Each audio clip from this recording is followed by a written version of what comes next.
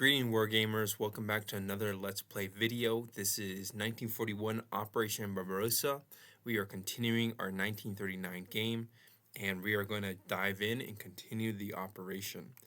So right now we are in the month of September 1941. We started the invasion. We started the invasion in June of 1941. So it was June, July, August. So 3 months have effectively passed by, and we can kind of look at what we've been able to accomplish. We've basically broken through our way to Leningrad. On this given turn, we're going to be able to attack Volkov, which is a town east of Leningrad. That's where Dostoevsky was buried, famous Russian writer. And definitely a place I would like to visit in my lifetime. Hoping that the conditions in Russia improve, just everything that's going on right now. But it would certainly be an interesting place to visit as an American, speaking as an American, but also speaking as a Colombiano too.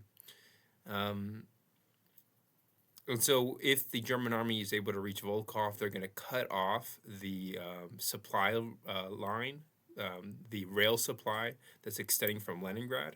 And so the Russians are going to lose this production site basically as part of their production. So it's a significant loss.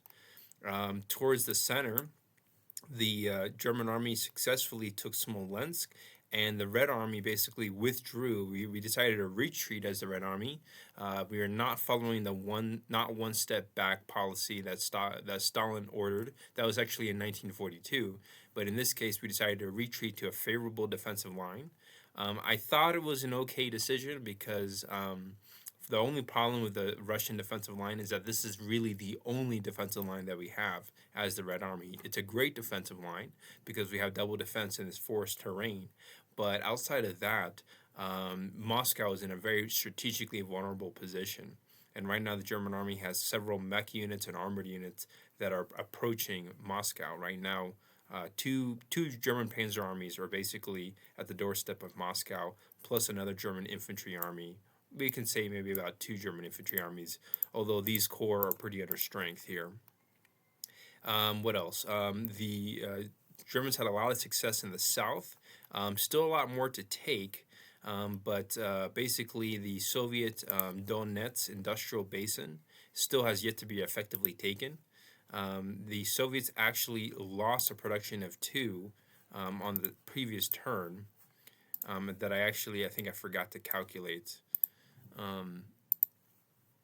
Just to count how much production has been lost for the Soviets, including Riga, Minsk, Bryansk, that's 3, Kiev is 4, and now Dnipropetrovsk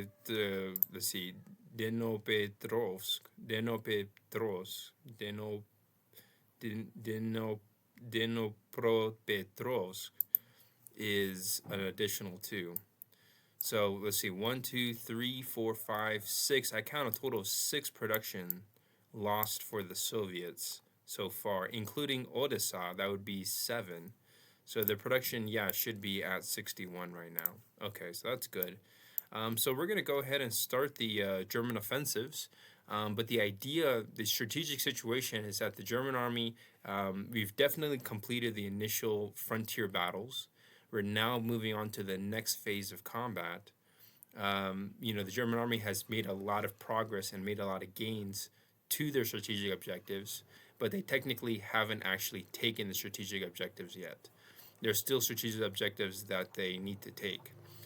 These include the Donetsk Industrial Basin for Army Group South, the Moscow itself for Army Group Center, and Leningrad for Army Group North.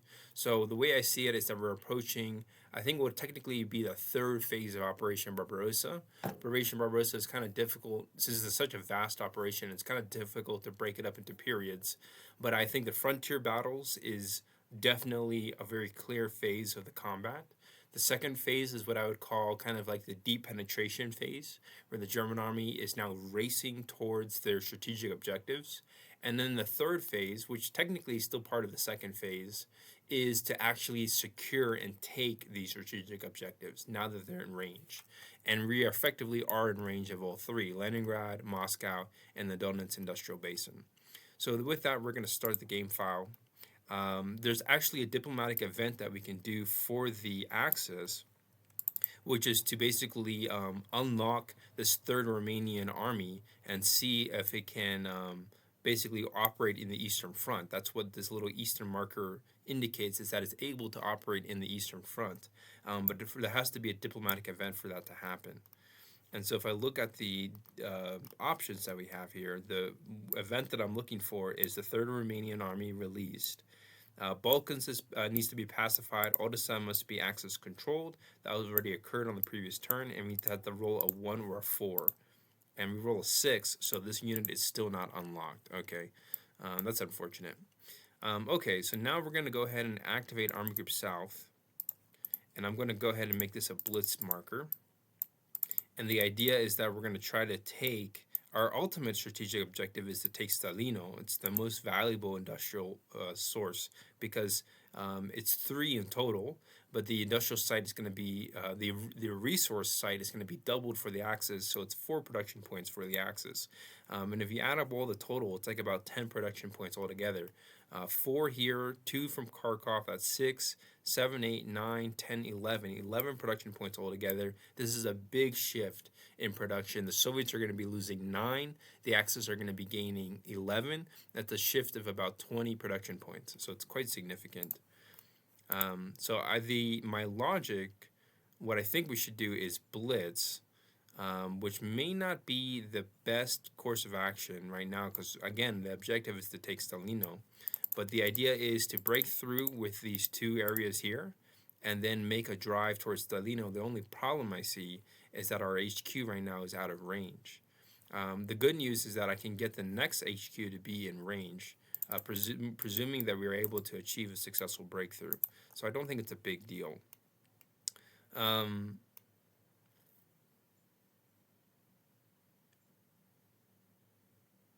yeah, I'm gonna, we could definitely use a lot more infantry, but I'm just gonna move up as much infantry as I can.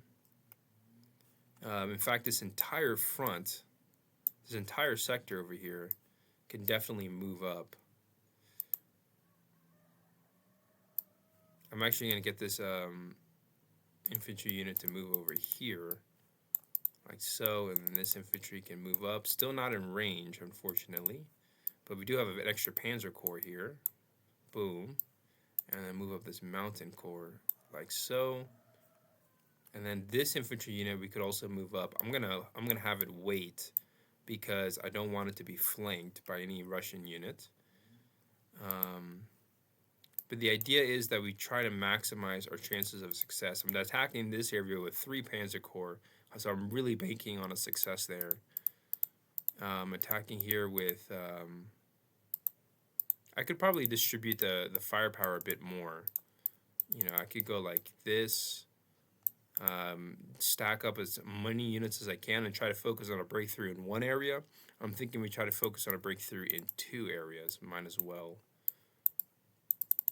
But no, I think actually, I take that back. I think we are going to focus on a breakthrough in just 1 area and maximize our odds of breaking through. We won't attack Kharkov just yet. We'll hold off on launching further attacks on Kharkov, primarily because I want to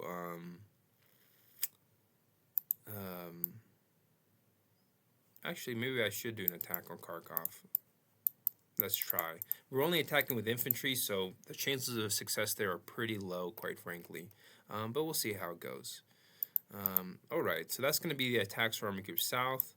I think I might go ahead and activate OKH, and what I'm going to do is try to transfer over some reinforcements. Like some of these units here could move further east.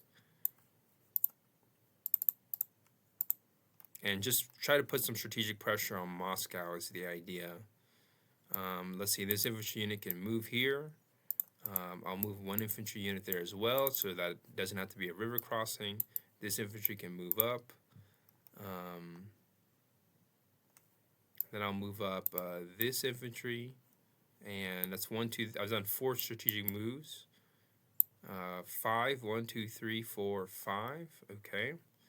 And then the last one I'm going to do is a rail move, and I'm actually going to move this fortress unit, and I'm going to actually move it to Moscow.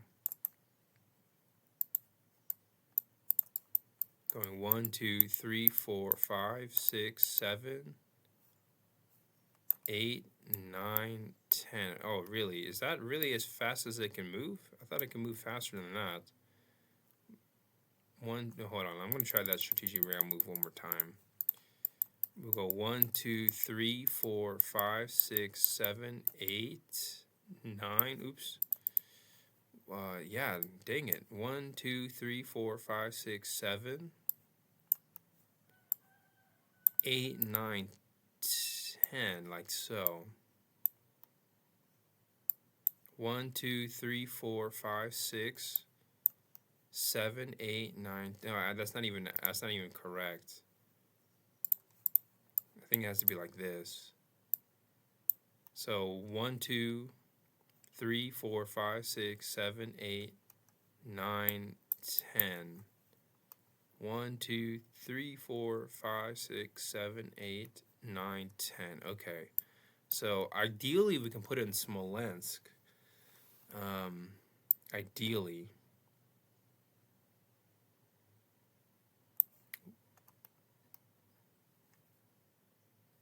Yeah, that's 10 strategic moves, but kind of want to move maybe one more unit.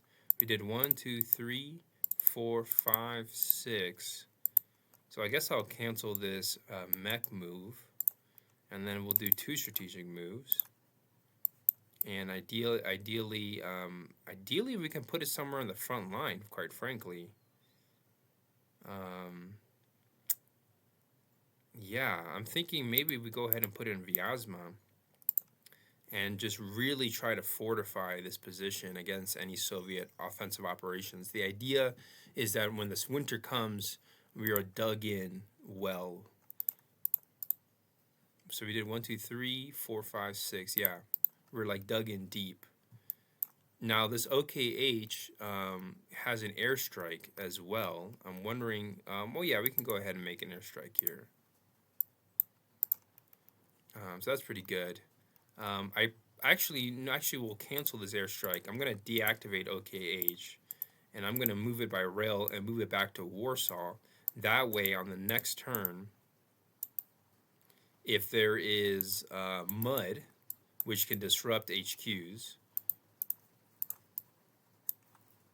it's basically going to be unaffected by the weather. So we can still have 6 strategic moves, presumably, if it's mud.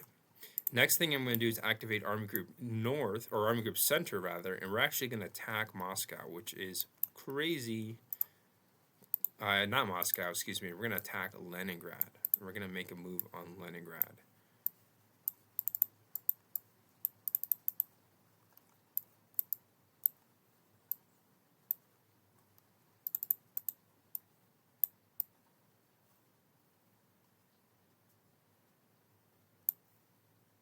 So we're going to attack Volkov as well.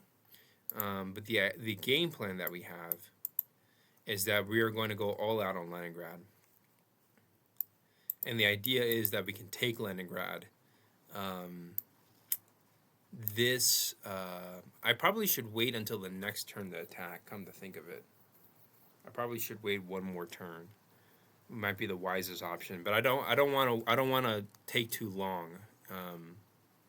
Yeah, actually I'm thinking it might be better if I do a little bit of prep work before I make my attack on Leningrad, because this attack may not even work. If I can't score a hit against the Soviets, it's going to be a fruitless attack. But we're going to go for it anyways. We're going to see how it goes. We're kind of racing against time. So we're going to see how it goes. I could make an attack over here at Murmansk, but I forgot to build up this detail HQ, so unfortunately we are going to have to wait another turn for that. But it's interesting that the Finnish are supporting the attack, so that's kind of cool. And that's going to be it.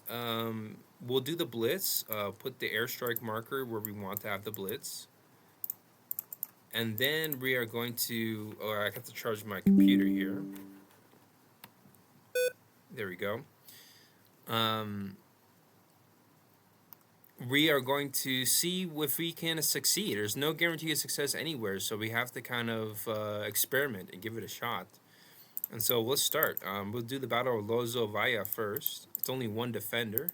We score the hit, and just like that, we break through. Piece of cake. I'll go ahead and attack this area as well. What is this area called? Easium, one defender as well. Of course, they score the hits. We lose a mech unit. We can also calculate the Axis casualties, right? So, you know, phase 2, technically we're still on phase 2, but I decided to call it phase 3. And, you know, I didn't actually make a video about the casualties on the last turn, but the Soviets suffered 21 step losses on the last turn, which is quite high. The Axis just now suffered a step loss of 1. And let's calculate what those casualties look like. The Axis suffered in total, let's see, 22 times 11.5 plus 21. Let's see what the total Axis casualties. The Germans are at 700,000 casualties right now, so it's quite high. Historically, it was about 1 million casualties, so we're about 2/3 of the way there as far as Axis casualties go. But in that second phase, in that deep penetration phase, the Axis suffered 253,000 casualties. Now the Soviets, on the other hand, suffered 21 steps of losses, and I calculate that as 25,000 troops per step loss. Their casualties have definitely been lower, but still quite high, at basically at 500,000, 525,000 casualties. And in total, the Soviet casualties, let's see, have been about 2.3 million, almost 2.4 million casualties. And I think historically the Soviet casualties were about 3 to 4 million. So yeah, definitely significant. Germans are going to roll now. They score the hit. Excellent. And just like that, we've achieved a breakthrough in both areas. How cool. So Soviet casualties are at 4 now. We'll do the Battle of Kharkov, defender of 1. They score the hit. Ouch. And the Germans have to roll 2 6s to... Oh, and they do. And just like that, we've taken Kharkov. Excellent. So Soviet casualties during the Battle of Kharkov were about 50,000. About 50,000 troops were defending the city. Not a whole lot. But yeah, we have to update the production values. Technically, we can do that at the end of the combat phase, once all the combat is done. So we'll save that. We'll save that for a little bit later. We'll do the Battle of Orel. No air support because we strategically moved our OKH Field HQ, or Supreme HQ.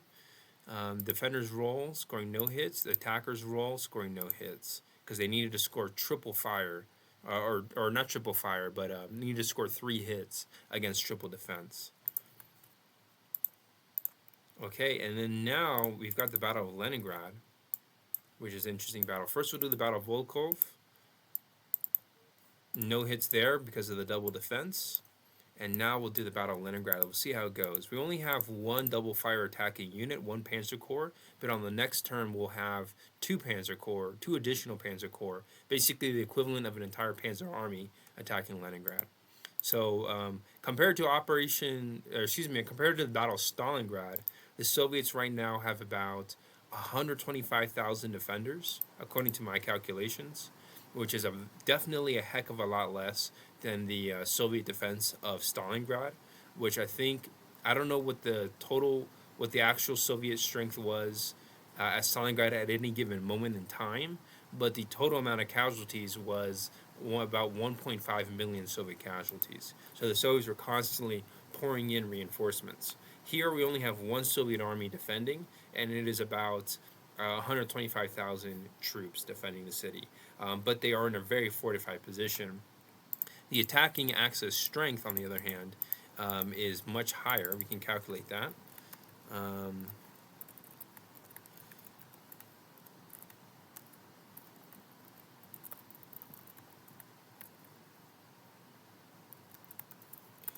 and oh, actually, this should be 4.5. Is it 4.5? Yeah, 3.5 and 4.5. So about 253,000 Axis troops are attacking Leningrad. We'll start with the airstrike. We score 2 hits. Excellent. Defenders will roll. They score 3 hits. Ouch. 1, 2, and we'll put another hit on the finish. So the finish definitely suffered some pretty significant losses there. About 50,000 casualties. 44,000 casualties for the finish. Germans will roll. The Panzers do score 1 hit, and the Russian defenders have triple defense, so they scored only 1 hit against the fortress. It is a fortress region. And then let's see, we got 8 more dice to roll. The odds of us scoring 3 hits is pretty low, but you never know. And we did not score any additional hits, but we did score 1 hit, and that's kind of what I expected, frankly, with the attack. But the game plan, the strategic game plan that we have, is to just grind down the Soviet defense until eventually we secure the city. Okay, now we can do the blitz phase. We can update the production now that the combat phase is over. The Soviets have lost, let's see, they've lost Zaporozhye. They've also lost the supply route from Kryvyi Rog. So 2 more supply zones are lost for the Soviets. And then they also lost Kharkov as well. So hopefully I calculated that correctly. I kind of want to count everything again. This Soviet production is kind of strange because of how spread out the industry is. But 1, 2, 3, 4, 5, 6, 7, 8, 9, 10, 11. In total, 11 production sites have been lost. And their production is at 57, so that makes sense. The Axis, on the other hand, gained 1, 2, 3, 4, 5, 6, 7, 8. The Axis gained 8 production, which is pretty impressive. So just now, we've gained 2 from Kharkov, and then 1 from Zaporozhye. And our total production now is at 62. Very nice. All right, and so now for the blitz phase, we're going to put as much pressure as we can on Stalino. I think what I'm going to do is I'm going to send this mech unit over to Mariupol. It's under strength. I don't know if I want to send this mech unit over or maybe send just a standard infantry unit. That would probably be the wiser call. But of course, the defense of Stalino might be quite tough. But we're going to send all our Panzer Corps into Stalino. Oh, we actually have an infantry unit that we'll go ahead and send an infantry unit over. Doesn't really matter. I'll go ahead and send the Panzer Corps over. But we do have 1 more full-strength infantry unit that I want to use. And then we'll go ahead and move up this HQ, put it in range. I guess go ahead and move up this infantry unit. The idea, actually we don't have to really push up that much, but the idea is that we establish a strong defensive line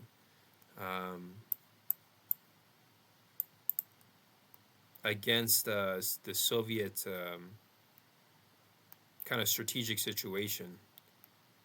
We want to make sure that we have a strong defense, or we have like expand the front line basically. Now I could attack these additional areas, you know, Kursk, attack Kursk, Belgorod, Kupiansk, but I kind of want to hold off on that because right now our units are kind of under strength, and I would rather wait another turn before we do that. That's kind of the idea I have in mind. So we'll go ahead and do the Battle of Stalino. Go ahead and deactivate this HQ as well, since it's out of range, and then we'll also put it there. Put it near Stalino. And then we will not do another phase of combat for Leningrad. Although we could do a blitz phase, if it's unsupported, unfortunately we can't score any hits against quadruple defense fortress area, which is quite a shame. I'm not sure why they added that rule. We'll do the Battle of Stalino. The defenders are strong. They score a hit. So the Axis lose another unit. Oh, the Soviets lost 7 total. 1 in Stalingrad. Excuse me, Leningrad. And then now we get to roll, what is that? 8 plus 6, 14 dice at double fire. And we scored, and it's triple defense because of the unsupported combat. And we do score 3 hits. We do score 1 hit. It adds up to 1 hit against the Soviets. And then we're also going to do this battle here at Mariupol. Almost scored 2 hits to break through. But the idea of attacking Mariupol is to cut off the Soviet production site at Stalino. That's the idea. And so we can update production. I don't think there's any more turns, any more combat that we want to do. But these Soviet units are officially out of supplies. So that's going to be a problem for the Soviets. Did I want to do any Mediterranean front operations or moves? Maybe. I can still hold off on that. It's fine. Any operations I want to do on the Western Front, I totally forgot about the Western Front, and I already did the combat phase and everything on the Eastern Front, but I think I'm going to go ahead and do an operation on the Western Front nevertheless. But you can tell that as the conflict expands, that my focus also kind of shifts. But we're going to activate OKW, and the idea is to put as much strategic pressure as we can on the British. So I'm going to do 2 strategic moves there, maybe a third one here. And then we'll go 4, 5, and then I think the last one will be 6, like so. So 1, 2, 3, 4, 5, 6. So we have no armored units. We're only attacking with pure infantry. But we do have a lot of infantry attacking. So are we going to be able to succeed in this area? It's unsupported combat. Probably not, quite frankly. But the way I see it is that, actually I'll cancel this move here. And then what I kind of want to do is transfer over another infantry unit from somewhere else and move it to reinforce. I want to kind of stack up as much infantry as I can in this area, and I want to make sure I have like full strength infantry. So I did 1, 2, 3, 4, 5. Moving up the HQ. Maybe I'll cancel this infantry move. We'll only attack with 2 infantry. That's kind of a gamble. 1, 2, 3, 4, 5. And then I gotta move 1 unit over there to fill up that gap. So yeah, like that. This is a rail move. So 1, 2, 3, 4, 5, and then that's actually pretty good. 1, 2, 3, 4, 5, and then the last one we'll go ahead and move this infantry unit over. And the idea is that we're putting as much pressure as we can against the British and their amphibious operations. So let's see how it goes. It's an unsupported combat. The defenders have double defense, and they score so many hits against the attackers. They scored 6 hits altogether. 1, 2, 3, 4, 5, 6. We're all like cadre strength, just like that. It's quite a problem. Quite a significant strategic problem. Very, very significant and very problematic. And then we'll go ahead and deactivate OKW, and I'm going to move it by rail. I'm kind of breaking the sequence of moves right now, but the idea is that we're like trying to be consistent along all the fronts. But 1, 2, 3, 4, 5, 6, 7, 8, 9. I think I want to put it in Paris so that we have some combat support available. But yeah, the defenders, the British scored a lot of hits there. In total, the Axis suffered like more casualties than they did on the Eastern Front, or the same amount. I'll just do 6,6 there. And that is going to be it for the Western Front. And I think that's going to be it for the Eastern Front as well. We could do another phase of combat attacking Volkov, but we have to score 3 hits there. Probably not worth it. So I'm going to hold off on that. But we can update production, right? And I just want to make sure that we've counted that the Soviets have lost 11 production. 5, 6, 7, 8, 9, 10, 11. Yeah, we did. So they lose another 3 from Stalino. Because Stalino has been cut off. Because this rail line is now cut off, which is kind of strange. They don't have a rail line going from Stalino to Vorshilovgrad. Kind of strange there. Okay, we'll go ahead and switch over to the Soviets. And just do the supply check. And these units are lost. This unit's reduced. So now, 2 more the Axis are going to gain 2 with that change. Soviet losses are going to increase from 8 to 10 now. And then we'll go ahead and hide the remaining Soviet units. And what do the Soviets want to do? If we look at, we have Stavka at full strength, so that's kind of handy. I'm not exactly sure what we should do, frankly. Probably try to reinforce this area, east of Leningrad. That's what I'm thinking. But, frankly, the Soviet strategic line is quite thin. It's quite thin. Right now, the Germans have the ability to break through. I'm thinking maybe...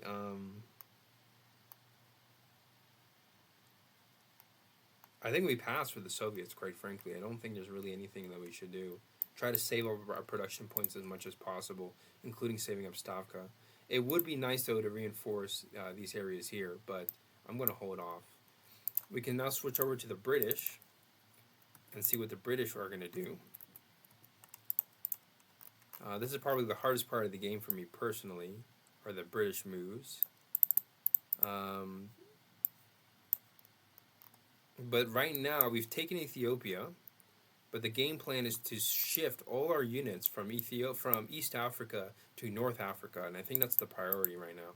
And right now, we just don't have... We have this HQ here, but it's not a strategic or theater HQ, and so I kind of want to wait a little bit longer before we do any more moves in the Mediterranean front.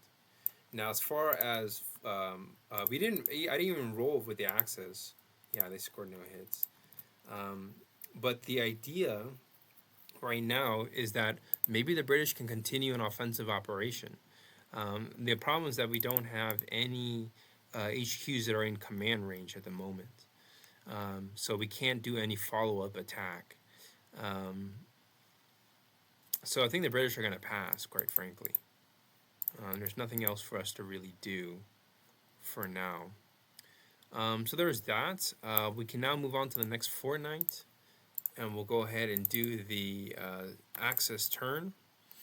Still favorable weather. I'm thinking we should probably make another attack on Leningrad. So I'm going to go ahead and do that. Activate Army Group North. It's at level 2. We'll pull out this Finnish units. Put in a full strength infantry unit. And then I think I'll go ahead and pull out another infantry unit. And then put a Panzer Corps unit in there. And the idea is to just rotate as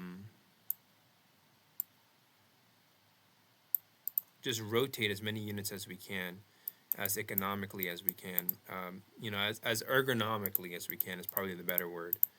But make sure that we have at least one full strength unit at all times attacking. So we can do like 2 units in, 2 units out, and that's what we did. 2 units left, and then we put 2 units in. Now I could try to send the 3rd Panzer Corps in there, but I think in order to avoid casualties, I'm going to hold off on that. So we'll put an airstrike marker there. And then I think we're probably going to blitz on Leningrad. I think that's the idea. We are going to blitz on Stalino, for sure, because this, we don't know what the weather is going to be like on the next turn. So we're going to go ahead and blitz. And what I'll do is go ahead and pull out a Panzer Corps. and then I'm going to put in an infantry unit in there as a substitute. And then we'll go ahead and I'll move these mech units over here and see if we can basically damage this Soviet unit at Mariupol. But as far as everywhere else on the front strategically, I think we're looking pretty good. We got a very strong group here. My strategic goal is Stalino. Now I could try to maybe hold off and try to possibly go after Vorshilovgrad or something like this, or try to make more progress on yeah, it's actually not a bad idea. The only problem is that I can only send one unit forward, and then this mech unit could also participate in the river assault, but our chances of success are frankly kind of low. I think our chances of encircling Stalino are pretty low. I think it's easier if we try to penetrate and go right through. So I think that's the game plan. Now, as far as the Western Front, we kind of have to fix this problem because our units are really under strength. So I'm going to go ahead and activate OKW again. And then what we'll do is move this infantry unit in, pull this infantry unit out. Those two strategic moves. And like we kind of need more reinforcements, frankly. I think what I'm going to go ahead and do is move these militia units strategically forward. 1, 2, so this is going to be a strategic move. 1, 2, 3, 4, 5, 6, 7, and then this one. Go 1, 2, 3, 4, 5, 6, 7, like that. And the idea is to kind of create a buffer. We only have 6 units there. If the British do attack on the following turn, we're going to have some problems. So I really want to make sure that we attack with as many full-strength infantry units as we can. I'm actually going to cancel these strategic moves. And what I'm going to actually do is move this infantry unit over. 1, 2, 3, 4, 5, 6, 7, like so. And then I'll move this infantry unit, march it over like so. That way, we actually don't even have to pull this unit out, quite frankly. But no, I will because I want to build it up if I can. I think we have 22 production, so the more infantry units I can build up, the better. So I did 1, 2, 3, 4. Yeah, it would be also nice to transfer some of these units over, but I guess we'll hold off on that for now. And then go ahead and deactivate OKW. We're not going to attack the British, but we can siege this area and basically play the long strategic game and wait until we're able to have a panzer corps that we can use to attack. We need a little bit more firepower if we want to break through. So the British get to sit pretty snugly tight there in the meantime.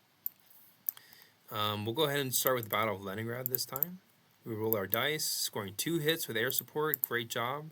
Soviets roll, they only score 1 hit. Very nice.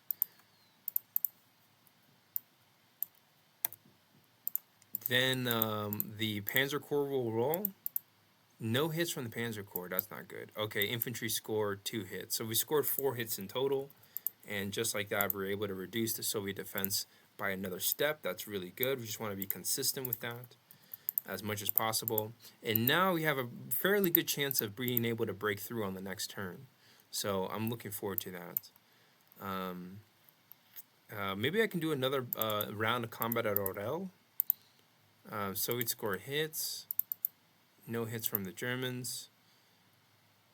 So Axis casualties are basically matching Soviet casualties on this month. We'll go ahead and do the Battle of Stalino. I'll keep this HQ over here because we decided not to encircle. Battle Stalino, air support, no hits. Defenders roll, no hits. The attackers get to roll a lot of double fire. scoring 3 hits plus the infantry. Okay, we only scored 3 hits. We needed to score 4. This is why we blitz. And then we'll go ahead and attack Mariupol as well. Just like that, we score a hit. Excellent. So what is it? Soviets lose, I think they lose 3 hits. That's what I calculated. And the Axis didn't suffer any losses there. We'll do the blitz phase now. We'll do 1 airstrike here and see how this battle goes. I think what I'll do, yeah, no, I think we're fine with our attacking sequence. Maybe I'll move this Panzer Corps to the north, because I don't think we need it here in the south right now. We already have 3 Panzer Corps, which is quite strong. So we'll attack Salino, scoring 1 hit. Defenders roll, no hits. Attackers roll. Oh my gosh. Panzers are missing. Finally, we score a hit. Just like that. Okay. Okay, and just like that, we took Stalino. Very nice. Soviets suffer another 2 losses. Production is going to increase for the Axis by another 4. So now, in total, the Axis gained, let's see, 4, 5, 6, 7, 8, 9, 10, 11, 12, 13, 14 total production. So it went up from 54 to 68, which is quite significant. And that's really what I wanted to see, is an Axis increase in production. No other rounds of combat we're going to do. Then we're going to do the supply check. This Soviet unit is going to be out of supplies. So the Soviets suffer another 2. So yes, just like that, Soviet losses definitely went up. And then production is going to gain another 2 for the Axis. So they're at 70 this time. And that's really it. I think as far as the Western Front goes, I probably should strategically rail move OKW, I'm thinking. I kind of wanted to keep it around for air support, but I'm thinking that right now, we'll still keep it around for the time being, but, you know, I know that, I think I'm actually going to pull it out for 5, 6, 7, 8. I think we're going to pull it out because, you know, it's under strength. You know, we're trying to save it, and when the mud season comes around, when winter comes around, I want to make sure that we are able to build up as many units as we can. So, you know, long building phase. We'll go ahead and switch over to the British first. British are going to pass again, but if I were smart with the British, I would actually try to move up some reinforcements as soon as possible. I would think that's the wisest move for the British. But, you know, our units are holding out. And frankly, I want to be able to do a quick withdrawal if necessary. And right now, we can only pull out 2 units in a single turn with a Blitz invasion HQ. So I think we're going to hold off on that. And then nothing on the Mediterranean front. We already checked on that. Soviets are going to do their turn. We got to update Soviet production. They've lost an additional 6 because Leningrad has been cut off. So 1, 2, 3, 4, 5, 6. And just like that, Soviet production has dropped to by 20. I think it's what I calculated. 6, 7, 8, 9, 10, 11, 12, 13, 14, 15, 16, 17, 18, 19, 20. Yeah, the Soviets have lost 20, which if we do the math, 20 divided by 68, the Soviets had a 30% decrease in their production, quite significant. So that's a problem for the Soviets. Now I'm thinking maybe we try to reinforce Rostov. We try to get our units better organized. I think we are going to go ahead and activate Stavka, but we definitely want to, you know, do everything we can to secure, have a stable front line, and do everything we can to secure our strategic position. So I've done, let's see, I've done 3 strategic moves.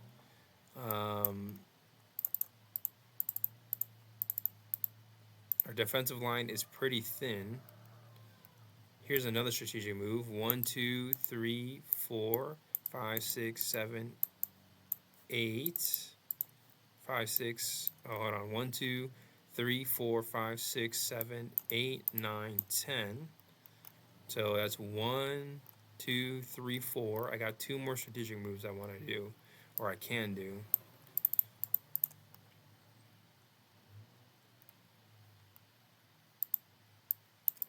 Two, three, four. We'll put it here. So that's 5 strategic moves. I got 1 more strategic move left, and I got to figure out where else do we want to do strategic moves.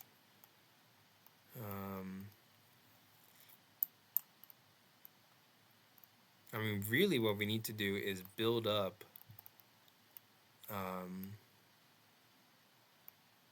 Yeah, I got 1 more strategic move left, and I frankly don't know what it is I want to even do. I think I'll go ahead and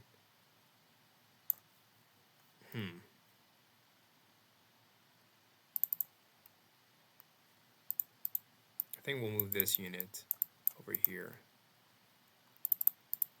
Just make sure we have a strong reserve of infantry there around Leningrad. I mean, we're probably going to lose Leningrad, but we're just going to have to wait and see what happens. We can now start the Soviet production. Soviet production is at 48. We'll go ahead and increase Stavka. Now it's at 38. We're going to definitely build up our lost units here. We've got cavalry to build up, infantry to build up. Mech units we will not build up. But let's build up these 3 infantry units and then these 2 mech units, or cavalry units rather. That's 12 plus 12, that's 24. And so that's going to leave us with 14 production left. And I think we should try to build up this front line here. 1, 2, 3, 4, 5, 6, 7, 8, 9, 10. 1, 2, 3, 4, 5, 6, 7, 8, 9, 10, 11, 12, 13, 14. It's pretty good. And then just try to build up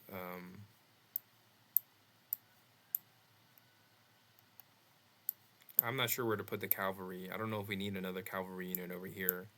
That would be ideal. Maybe instead of a cavalry, I do build up a mech unit.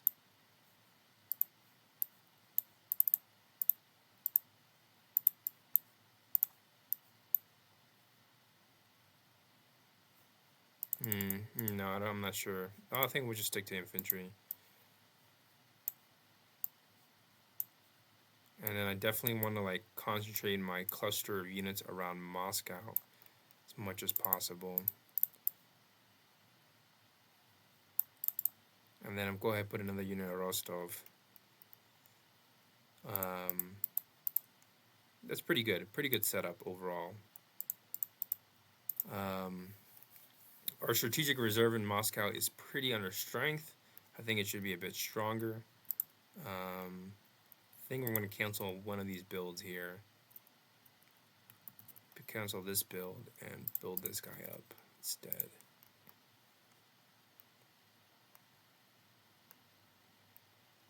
So yeah, the Soviet situation is extremely vulnerable. That's kind of the bottom line. I think we'll go ahead and put another infantry unit in Rostov, quite frankly. Or maybe I'll put a unit in Krasnodar. Just in case the Germans break through, we kind of have strategic build up here. I'm not sure the Germans can break through. I mean, they could. Actually, this unit, we should probably put it in Moscow. Or Stalingrad, rather. I get the cities mixed up. Okay. Alright, so that's going to be it for the Soviets. We'll switch over to British production. And we'll go ahead and start with the Mediterranean front production. I think it's at 20. So we'll do that. Good roll. 16 production altogether. Go ahead and build up, let's see, build up this unit here. Are we saving production? I don't think so. Not at the present moment. And then build up this unit here. So we spent 14. We're going to skip out on the 2.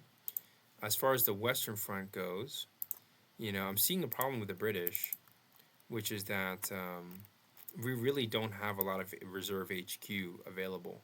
I'm going to go ahead and activate the Supreme HQ, or build up the Supreme HQ. But, you know, the British situation is a bit sensitive, quite frankly. But we at least know that we can successfully land in France. But as far as changing the course of the war, I'm not sure how significant that's going to be. We'll now do the Axis production, starting with the Mediterranean front. We get 13 die rolls. And I think we're going to save up our production, because we needed 14 ideally. We'll go ahead and save up production for October. Put this at 13. And then now the Western Front production is at 22. We're going to go ahead and activate OKW. Then we're going to go and build up some infantry. Build up these 2 infantry, build up this infantry, and that's it. That's all we're going to do. That's all she wrote. Eastern Front production, very different. We have 70 production for the Axis. So we're going to go ahead and follow our original formula of keep building up HQs, keep building up, keep building up. So that's 50 over here, 55. That leaves us with 15 production points left. What are we going to build up? I think we're going to build up these 2 infantry. Ideally, we build up a Panzer Corps as well. That would be actually quite interesting, but we'll focus on infantry for now. So that's 8. That leaves us with 7 production, just enough to build up a mech unit, I'm thinking. Not a bad idea. Go ahead and build that up. And yeah, our Army Group South is looking really strong. I say we keep pushing if we can. I say we keep the push, keep the momentum going if we can, for sure. And try to go for Rostov. But I'm also thinking, you know, maybe it's time that we transfer over another HQ to the north. We'll see. Let's check up on reinforcements. Germans are not going to get any reinforcements, not right now. Not until December did we get an armored unit on the Western Front. We can roll to unlock this Romanian unit, and we finally do. I think there's a marker for that.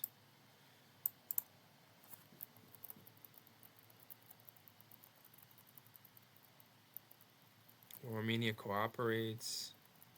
I think it's called 3R. Hungary cooperates. Nope, that's not it. I don't think it's here. I don't see it. I'm pretty sure there was a marker, though. I'm about, like, 70% sure. More and more that percentage is going down. But I think originally I was about 80% sure. Yeah, but I don't see it, so I don't think it's there. So we'll make our own marker. It's no problem. And just grab one of the black boxes, put it here. This is going to be October 41, and it's going to be called, I think it's called 3R. 3rd Romanian Army released. Excellent. Okay, just like that, we're now ready to continue the turn. We just need to now roll for weather. That's going to be the most important factor right now, is rolling for weather and seeing what the weather is going to look like on the Eastern Front, because we're now in October of 1941. And the weather is even. Excellent. So we will continue our attacks. I'm thinking, go ahead and activate Army Group South. I think I'm going to blitz with Army Group South. Bit of a gamble here.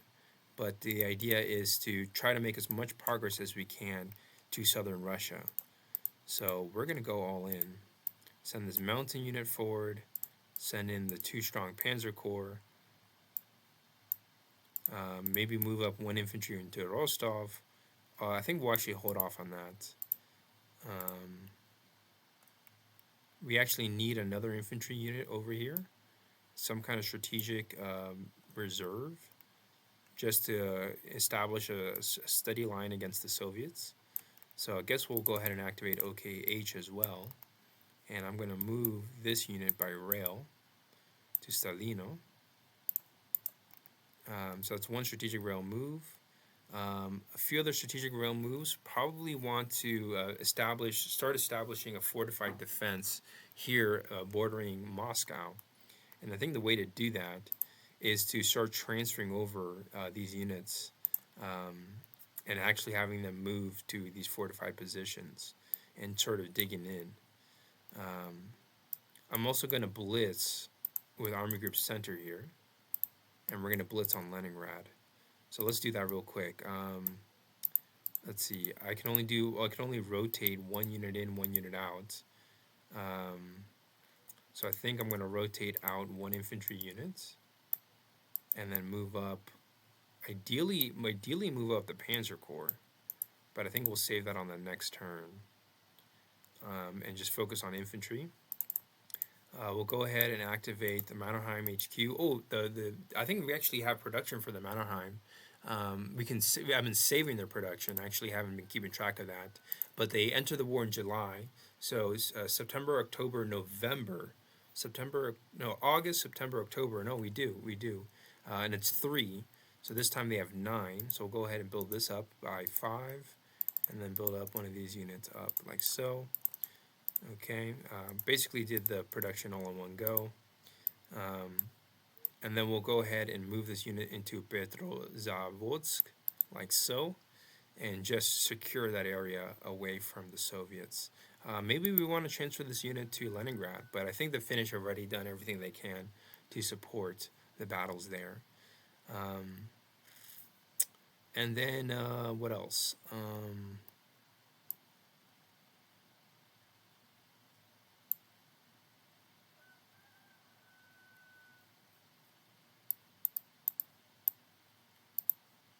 2 units in. I can only rotate 1 unit in or out, unfortunately. So actually, what I'll do is I'll move this fortress unit in. Even though it doesn't actually have fortress support until 1942, I sent it in advance just in case. So 1 unit in, 1 unit out. This unit didn't actually move. We'll go ahead and put it in Novgorod, like so. Yeah, that's a pretty good setup. Okay, strategic move, we have 5 more.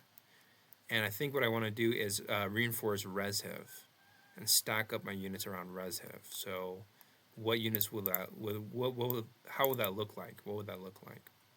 So start with this unit here. Go 1, 2, 3, 4, 5, 6. Move up another infantry unit. I'll go ahead and move up this Panzer Corps. 1, 2, 3, 4, 5. Okay. I kind of want to keep 2 units over here. Could send in another Panzer Corps if I want to. But I think I'd rather send in another infantry unit forward.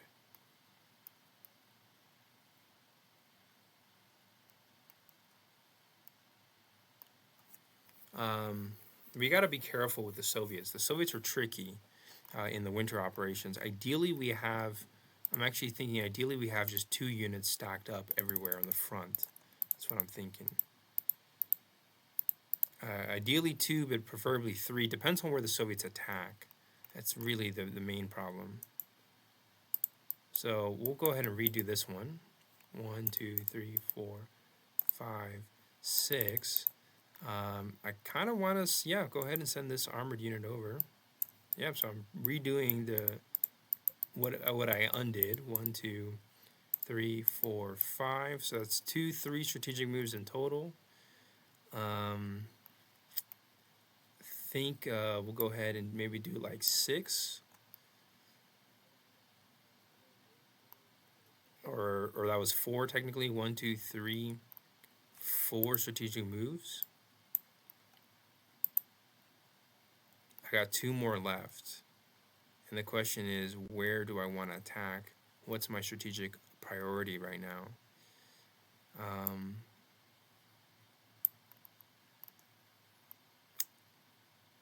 We did unlock this Romanian unit, so might as well move that unit up.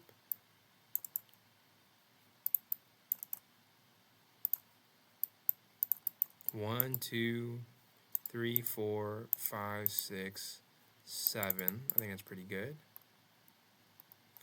7.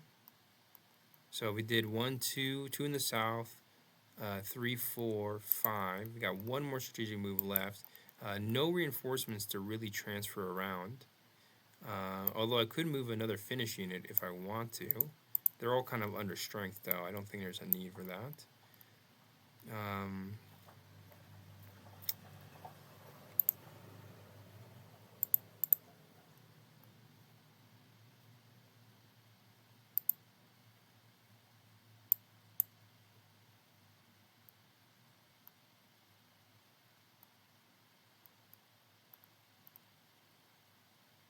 Maybe pull out this unit here. Or maybe attack. Maybe we put some pressure on the Soviets. It's not a bad idea. Like I say, we really don't have any strategic reserves at the moment. Nothing substantial. I could like undo the attack on Orel. I'm not sure what to do. I don't think there's really anything left to do. We'll just go ahead and this Romanian unit, for example, I think we can move it up. We'll move it up to Odessa like so. And I think that's it for the axis on the Eastern Front. Now, as far as the Western Front goes, we can do some strategic moves as well. I think we are. I'm going to go ahead and activate OKH again. And we're just going to keep rotating strong units. Keep rotating strong units in and try to match the British firepower there as much as possible. So that was 1 strategic move. A second strategic move could be like this one, moving this unit here. I don't think the British are going to land anywhere else. So we'll move up the mech units. That's 2. And then the last 2, which seem to be quite obvious. I'm actually going to cancel that mech move. And I'm going to move this fortress unit forward over here and move it there. So that's 1, 2. And then the last 2 strategic moves are going to be to move up these militia units. Figure out where I want to put them.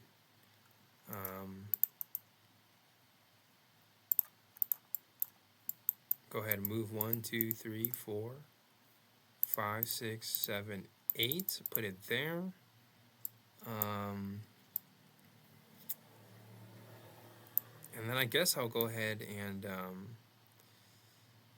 we ideally want like the entire front protected would be ideal. So I think we should try to like fill in Saint Malo and Saint Lo. It's not the biggest deal if we don't. But in theory, the British could do another amphibious invasion at Saint Lo, and if they do, their units will be in supplies, so they could expand their beachhead essentially, and it's going to give us more to worry about, pretty much. So I'm thinking maybe we go ahead and move this unit strategically and counter that. Going 1, 2, 3, 4, 5, 6, 7. Like so. So yeah, we did 1, 2, 3, 4 strategic moves, and like that, we're kind of, putting strategic pressure on the British, who are putting strategic pressure on us. So we're actually putting counter strategic pressure on them. Very interesting, sort of mechanism there. But yeah, that's going to be it for the Axis. We are blitzing on Leningrad. And then we're also blitzing here in the south on Vorshilovgrad. So 2 blitzes. But the idea is we're going all out before the weather becomes unfavorable. And then this HQ can move here to Stalino. All right, I think we're ready for combat. Let's start with Vorshilovgrad. Airstrikes score a hit. Defenders roll. They score a hit impressively. They do score a hit. Panzers roll and they steamroll the Soviets. But the Soviets did score a hit there. So Soviet casualties are now at 20. So we're already like pretty much matching the casualties that we sustained in the previous phase of operation. So breakthrough there. Now let's go ahead and do the Battle of Leningrad. Very cool that we're doing the Battle of Leningrad. I always love early Battle of Leningrad. 2 hits from the air support, fantastic. Soviets roll, scoring no hits. And then now the Panzers roll. Oh my gosh. The Panzers score 4 hits in total. Just like that, we scored 6 hits against the triple defense, and we've just cleared out Leningrad in one single turn. Amazing. Soviet casualties are going to mount up to now 23. And now the Axis, we're going to update that production right now. The Axis gains 6 production points, which is a substantial gain. And now that we've taken it so early, the idea is that in the winter we can leverage that Leningrad production to help booster our defenses against whatever the Soviets have planned. And so with that, now Army Group Center will do another blitz phase, and we're just going to move our armored units. You know, the strategic objective of Leningrad has been taken, you know. So we really don't have to do much more in this sector. I could try to like maybe do a river assault or something like this, trying to do river assaults across and pushing into Soviet territory. But frankly, I feel pretty confident that you know, the Soviets are going to have a lot of trouble, you know, taking more territory and so on. And I think that's one of the strategic reasons why I like to attack Leningrad, is because, you know, historically I think the German army left too many units in the north that could have been used more valuably elsewhere on the front. And so the strategic idea is that, you know, we go all out on Leningrad so that all we have to do is leave behind basically the equivalent of one German army in that sector, and not have to worry about that for the rest of the war. I'm actually thinking, you know, just to be absolutely certain that we can like protect this sector, we are going to do a river assault. I've decided we're going to do a river assault here. I had another infantry unit somewhere. Oh, it was this one. We'll do a river assault there. This infantry unit was in Leningrad. We'll put it here. And so yeah, we are going to do a river assault just so that we can really dig in and deny the Soviets the opportunity of doing any substantial strategic breakthroughs later on in the war. So we're going to go ahead and put a river assault marker here, and we're going to also do some air support there as well.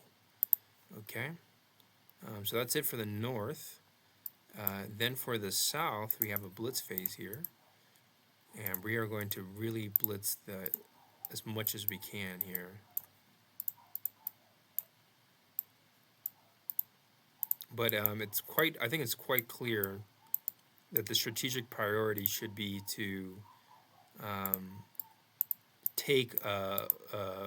go ahead and secure Rostov as much as possible.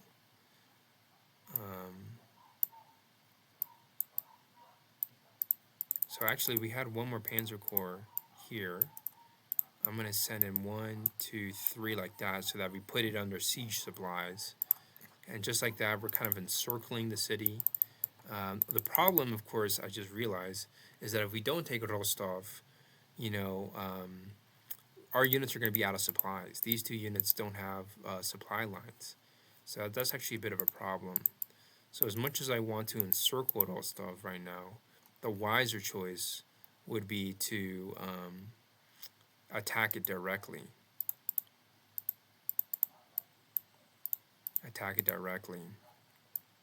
And make sure that basically all my units are in range of supplies. And our railhead right now is in Mariupol.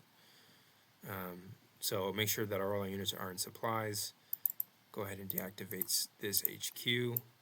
Put it here. Maybe I could have done another blitz.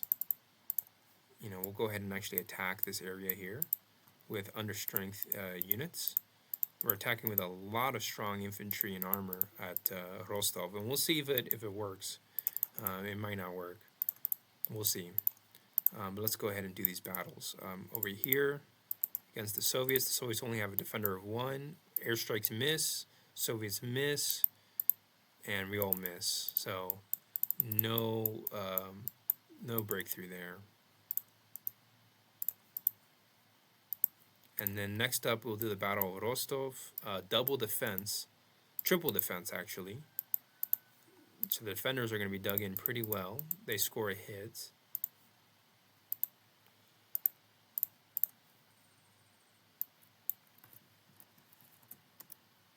And then we'll go ahead and roll the German armor. Oh my gosh, they score 1, 2, 3, 4, 5, 6, 7. 7 hits. So they scored 2 hits. Plus the infantry. We scored 2 hits, just like that. Really nice.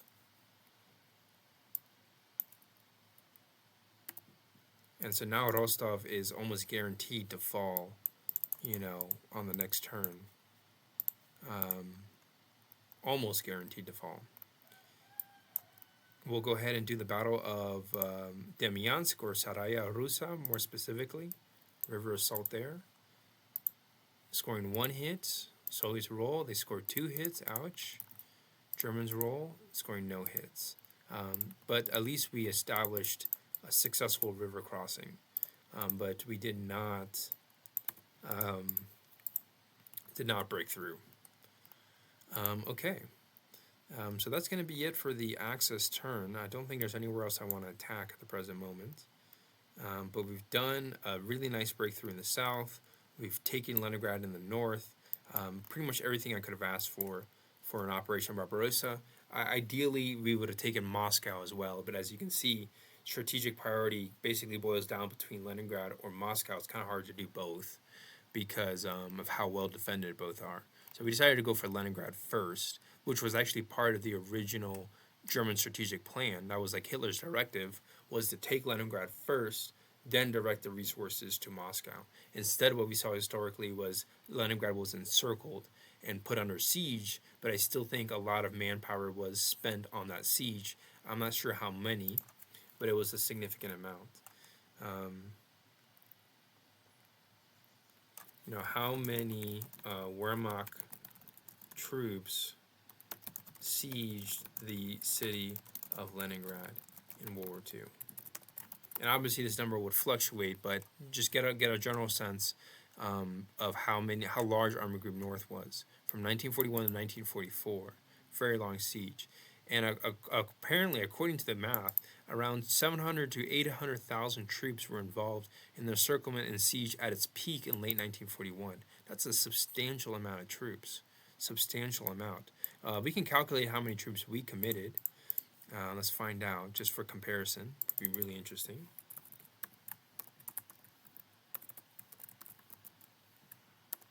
So 1, 2, 3, including the recent casualties. 1, 2, 3, 4, 5. Okay. 1, 2, 3, 4, 5.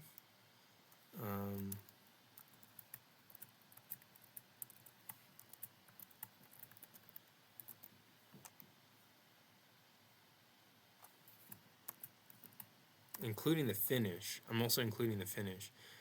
Let's see. I count 9 units. 1, 2, 3, 4, 5, 6, 7, 8, 9. Yeah, 9 units. I haven't included the HQs, but I can if I want to. That's some extra manpower there. Oh, and also including the 26th Army. I don't think I counted that.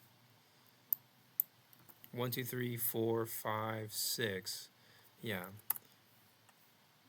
Yeah, about 836,000 troops right now.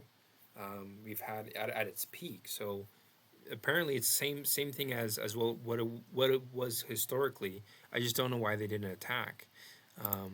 But we basically have actually a little bit less if we subtract the presence of the Finnish troops, you know, about 781,000. I mean, the figure is pretty much the same. So yeah, these forces were mainly Army Group North, including the 18th and parts of the 16th Army, supporting Luftwaffe units. So I would presume that, you know, they basically had about 6 or 7 corps. I'll say they had about 6 corps, plus Army Group North's, yeah, basically about 6 corps, I would presume. Maybe they're all at full strength. Let's see what that looks like. And according to my calculations, it would have been 594,000 troops. But if you include the 2 Panzer Corps, which I'm pretty sure were involved, you know, you're looking at 748,000 troops. So yeah, now that we're pulling out a lot of our units, we're gonna have about half as many. So I think it's strategically significant, this kind of slight shift, subtle, but important in the context of attacking Moscow and the nature of Operation Typhoon, which was the assault on Moscow, the nature of Operation Barbarossa in general. You know, it's one of the 3 major army groups, the smallest of the 3, but still a main one nevertheless. Now, we're not doing anything in the Mediterranean front. We already did our moves on the Western front. Stacking up our units, we finally have enough manpower to kind of like effectively pin down the British. We just now need to assemble a task force to break through and defeat them. So we're going to switch over to the British now, see what the British do. We're going to go ahead and activate this HQ. And then we're going to do some supreme moves. We're going to move these 2 units over.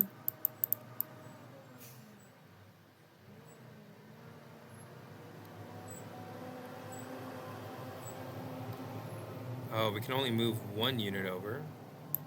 So actually, I guess we'll do 1, 2, 3. And then I guess go ahead and move this armored unit forward. 1, 2, 3, 4. 4 supreme moves in the Mediterranean front. And then go ahead and activate this theater HQ. We're going to move up this Western Desert Force over. So we're now shifting our momentum over to Egypt. These are all rail moves, basically. I'm not going to use a rail marker, but you get the idea. Then we'll go ahead and move this unit over as well. And then I'm going to have it move and keep it in Alexandria. But this way, we're basically assembling the Western Desert Force, or I think it's the British 8th Army, if I'm not mistaken. What was the British army that faced the Africa Corps? I believe it's the British 8th Army.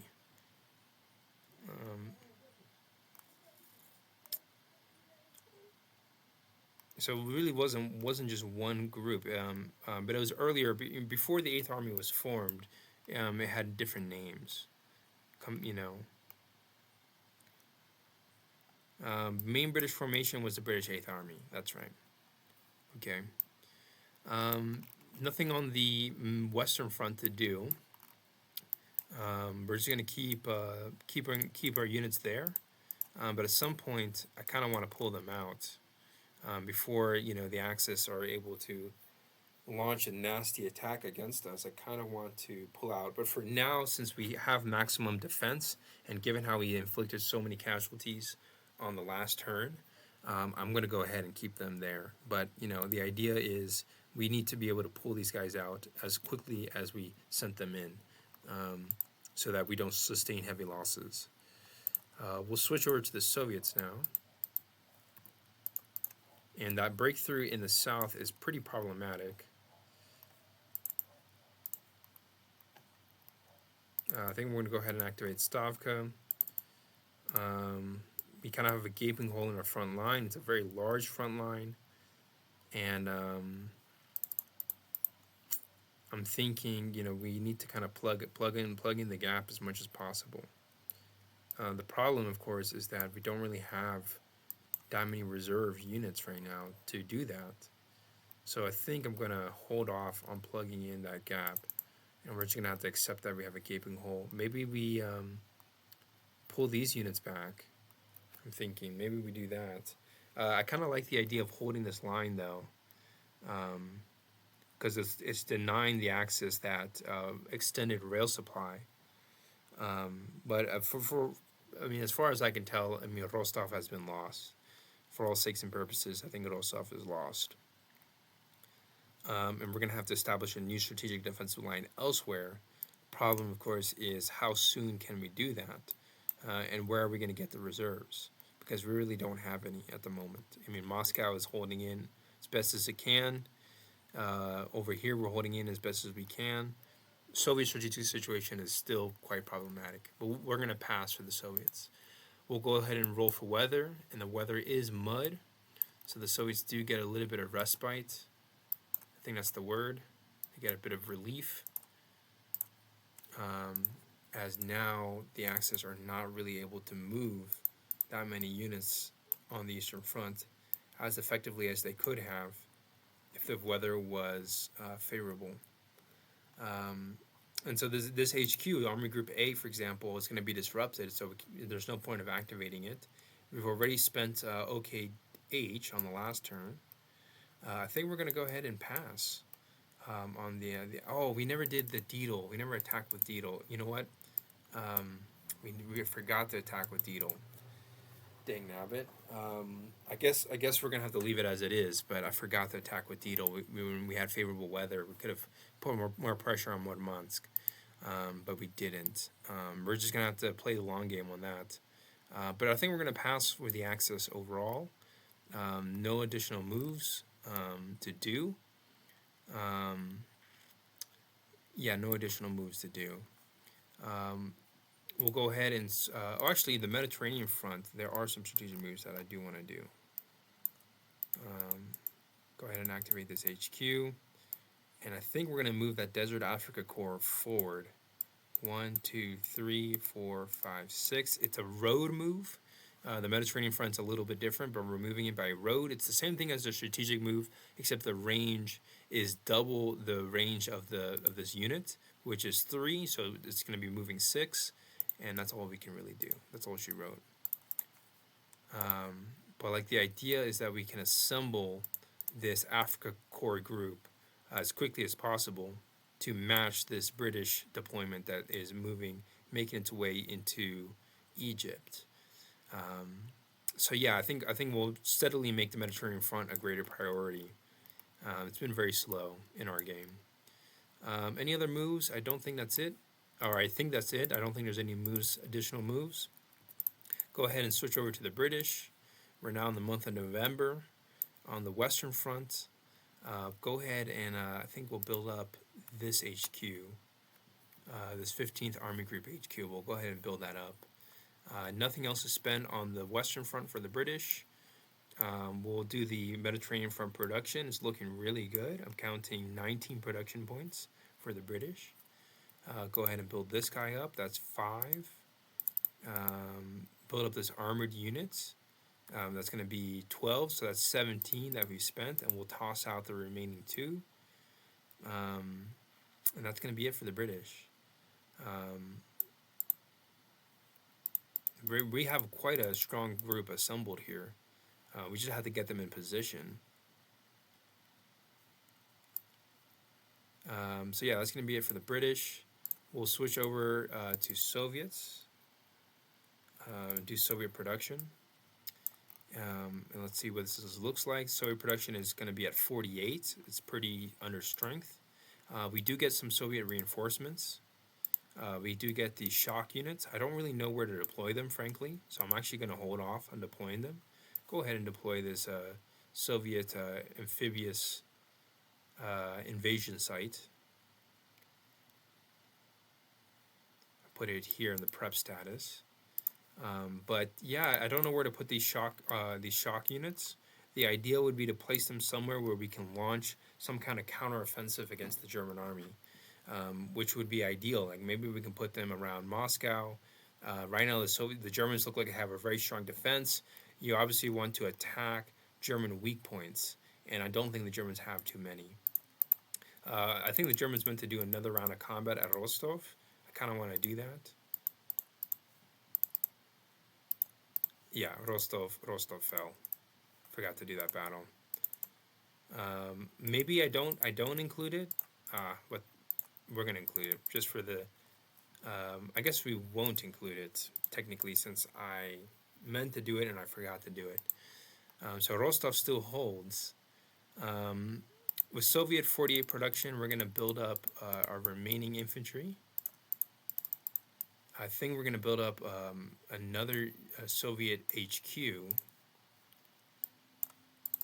But the idea is we need to start establishing some kind of defense right now here in the south as much as possible. So that was 12 plus another 20 is 32. With 32 out of 48, that leaves us with, I think, 16 production points left over. Definitely want to keep building up ground units as much as possible. So we have 16. We'll go ahead and do 1, 2, 3, 4, 5, 6, 7, 8, 9, 10, 11, 12, 13, 14, 15, 16, like so. I think I know where I want to put the Soviet shock units. We'll put one in Kursk, one here. And the idea is, ideally we can launch counteroffensives, but if not, we just want to have a strong, stable line wherever possible.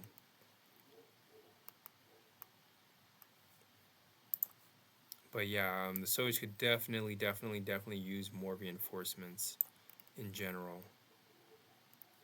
But like we don't really have much of a force pool left. I mean, we're doing pretty well with the Soviet force pool right now. We don't have to build up armored units or mech units. We can kind of pass on those. But we really want to build up infantry, and I think we've kind of reached our full infantry build. But now, we just want to figure out where to deploy this army. This new Soviet army, this kind of makeshift Soviet army. Where do we want to deploy it? And right now, the front is simply massive, and we don't really seem to have the manpower right now to cover the entire front effectively. We have a gaping hole here in the front that we didn't even patch up, and that was partly because we didn't have the reserves to do so. So kind of a dire situation overall, but I think depending on what the weather looks like, we may be able to have a bit of saving grace here. That's what I'm thinking. But like the question is where to establish a strong defensive line, and I really don't know where to establish a strong defensive line at the moment. So that's going to be it for Soviet and Allied production. We'll now do the Axis production, starting with a Mediterranean front. We've got 13 again. 13 plus 13 is 26. So 5 here. 9 there, so that's 14, plus 12 here, like so. And just like that, we've built up our Desert Africa Corps is at full strength. That's very cool. 22 on the Western Front, build that guy up. Build up this infantry. We have 8 left. I guess we'll go ahead and probably build up these 2 infantry units, and I think we finally get some German reinforcements right now. We don't, not until December. Dang it. So we're still gonna have to wait as far as building up more reinforcements, but ideally these 2 German infantry units can be transferred over to the Western Front, or Eastern Front rather. Eastern Front production, we'll go ahead and build up the HQs. So that's going to be 50. 60, including building up this fortress unit. What else? What's our production looking like? 76. So with the remaining 16 that we have, might as well build up as many infantry as we can. And just start building up our infantry like so. I don't think anywhere else that we want to build up more infantry. Um, hmm.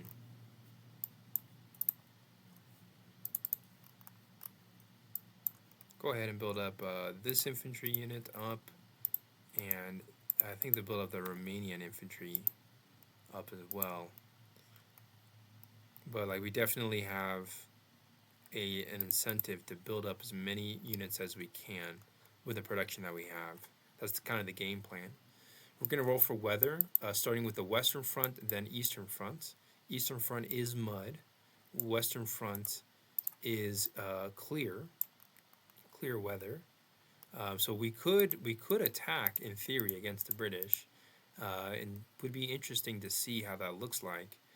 But I think we're going to hold off for now. I think we're going to hold off on attacking.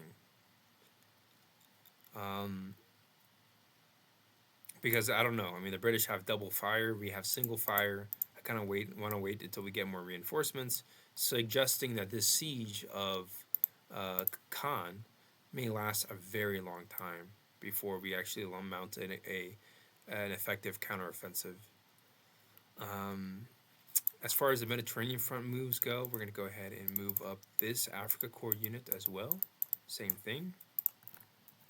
And we're just trying to get as many units as we can in position over here while we prepare for engaging the British.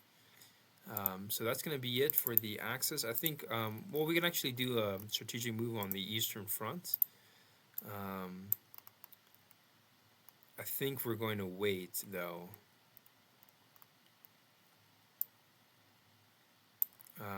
Maybe go ahead and do it anyways. No, I think, do I do it? Do I not do it? I think we'll pass. Switch to the Soviets. Soviets have an opportunity to patch up that gaping hole in the south. I think we should take advantage of that, even if our units are under strength.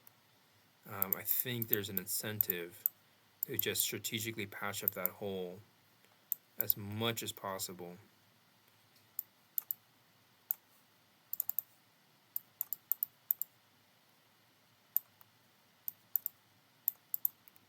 Yeah, and basically surround the Axis. We have all these rivers, so presuming we can buy enough time. 1, 2, 3, 4, 5 strategic moves we've done. I need more. Let's go ahead and move this unit. 1, 2, 3, 4, 5, 6, 7, 8, 9, like so. Move it to Stalingrad. And that's 6 strategic moves altogether. Not bad. Not a bad setup. But the idea is to just kind of contain the front line and not have this gaping front line that we're not able to fill it in with reinforcements. But ideally, these units are going to be a little bit stronger. Ideally, they're not at level 1. So it's going to take time, unfortunately, to build up a new line. That's it for the Soviets. We'll switch over to the British. I think the British are going to have some interesting moves. Go ahead and activate this unit. And we'll move this infantry unit by rail to there. Oh, actually, we can't. We'll leave it in LLMA instead. It's only a stacking limit of 3, and that's it. Actually, I'm going to cancel that, and I'm actually going to go ahead and move this British field HQ forward instead.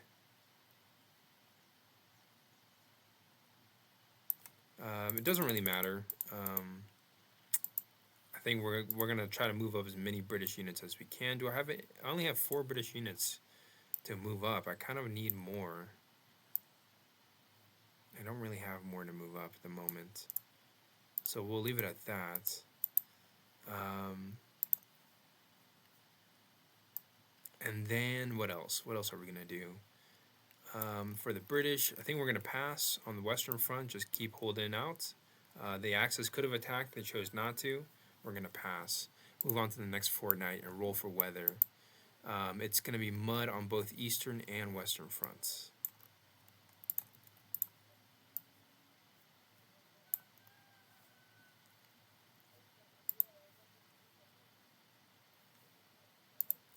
And so with that, switch back to the Axis. I think the Axis are going to pass. Well, actually, we'll do one round of combat at Rostov, and unfortunately, we're not going to have any double fire. We only have single fire dice because of the bad weather, but we can have combat support. So if we can take Rostov, that would be pretty awesome. But there's really no other moves I want to do. Maybe go ahead and activate OKH, and we'll strategically rail move a few more units over, starting with this guy. 1, 2, 3, 4, 5, 6, 7, 8, 9, 10. That's a really long move. What else? I think maybe move up this infantry unit up, and then move up Panzer Corps. So that's 3 strategic moves so far, and then the last remaining 3. Go ahead and move up these 3 units here, including. Actually, we'll cancel this infantry move. We'll do 4 strategic moves and move up these HQs.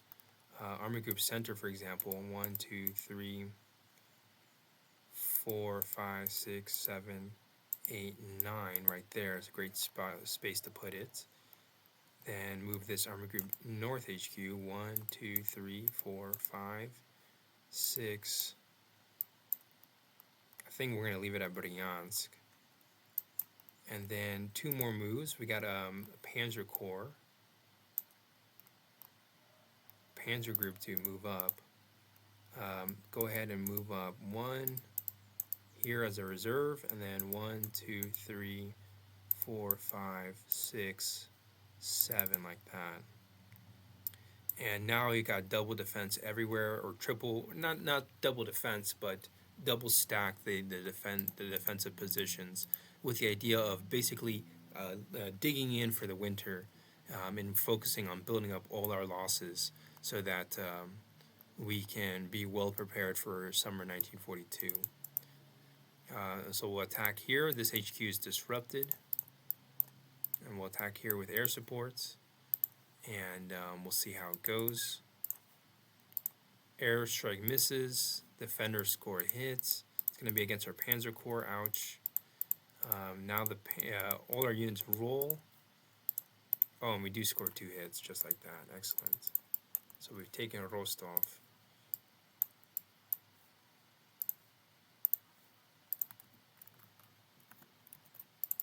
So that's really nice. And yeah, we made progress. We've made progress. Now the railhead has moved up to Rostov. That's going to help us a lot. Strategically, the Soviets are in a bit of a pickle. There's a gaping hole here in the river crossing. The Soviets are going to have to find a way to fill up that hole if they don't want the Germans pushing forward. The problem is that there's really no strategic reserve right now of units. Very few, and very few.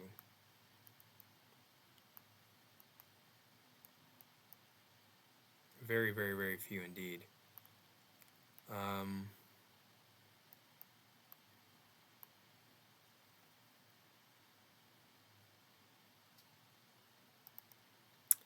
So yeah, that's going to be it for the Axis on all the fronts.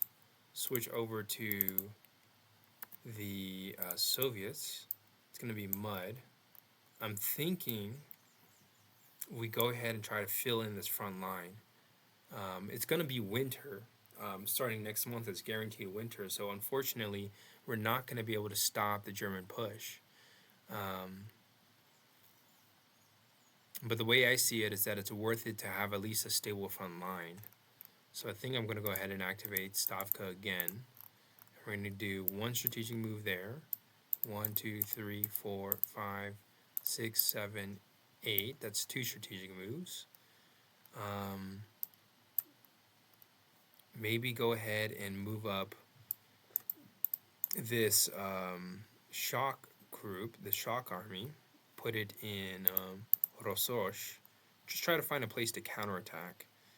And then I think what I'll go ahead and do is then move up this Ukrainian HQ, 1, 2, 3, 4, 5, 6, 7, like so. And just try to get our forces in position to launch some kind of counteroffensive somewhere along the front. I think that's the idea. So yeah, that's going to be it for the Soviets. And then now we can switch over and do production. And I think we'll wrap up with production on this turn. And then we'll see what the winter campaign looks like for our game. Soviet production is going to go up by 6. They gain 6 production points, and we can verify that with the player aid table. Soviets are going to jump from -12 to -6 for winter 41. So despite the losses of losing substantial amount of production, we're at 53 production altogether, not bad. It's actually pretty bad. We're going to build up Stavka HQ, Ukrainian HQ. That's going to leave us with 33 production points left over. Go ahead and build up this cavalry unit. Now we're down to 30. Going 1, 2, 3, 4, 5, 6, 7, 8, 9, 10, 11, 12, 13, 14, 15, 16, 17, 18, 19, 20.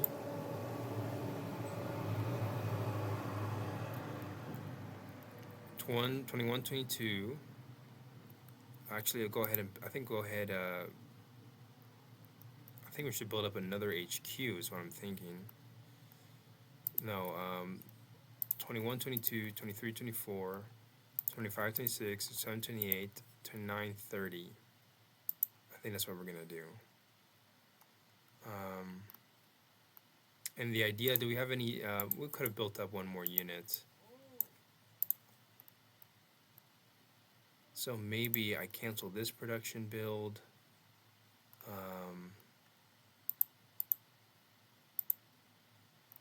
Cancel this build so that we have one more infantry unit available to build up. And we also have Soviet reinforcements, including airborne units.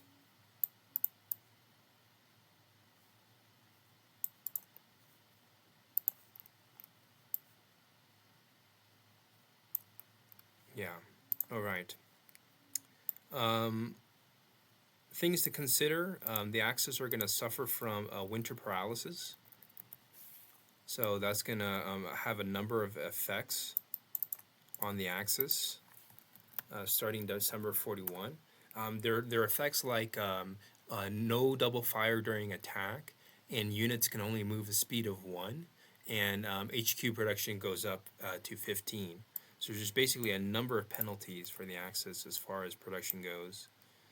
So it's pretty interesting. It's going to definitely slow down any chance that the Axis have at launching counteroffensives, and so that should help us somehow. So I don't have to worry about a German blitz on Voronezh, but maybe I want to build up a reserve near Krasnodar, and just start trying to build up a strong defense.